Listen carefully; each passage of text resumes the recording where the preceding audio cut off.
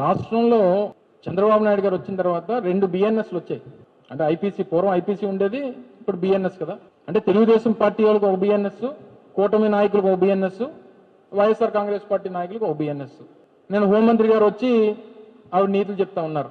YSR Congress party వాడు లేదా మా పార్టీ కార్యకర్త, మా పార్టీ నాయకులో, లేదా మా పార్టీ పెద్దలో వాళ్ళు ఏం చేసినా తప్పే, తెలుగుదేశం పార్టీ నాయకులు ఏం చేసినా ఒప్పే అనేటువంటి విధంగా ఈ రాష్ట్రంలో లా అండ్ ఆర్డర్ నడుస్తూ ఉంది. జగన్మోహన్ రెడ్డి గారి తాలూకా జన్మదిన వేడుకలు బహుశా నాకు తెలిసి గతంలో ఆయన 5 సంవత్సరాలు ముఖ్యమంత్రిగా ఉన్నప్పుడు కూడా అంత పెద్ద ఎత్తున వేడుకలు జరగలేదు. దానికి వివిధ కారణాలు ఉండొచ్చు.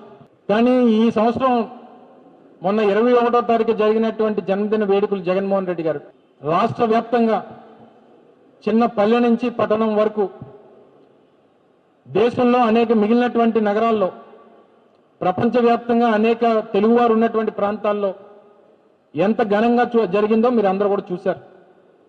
ఇంకా ఆ రోజు నుంచి ప్రభుత్వ పెద్దల్లో వారి కడుపు పంట ఒక పక్క, నిద్రలేనితనం ఒక పక్క, అసలు ఏంటి మనము అధికారంలో ఉన్నామా, జగన్మోహన్ రెడ్డి గారు అధికారంలో ఉన్నారా తెలియనటువంటి పరిస్థితులు వాళ్ళు కనబడతా ఉన్నాయి.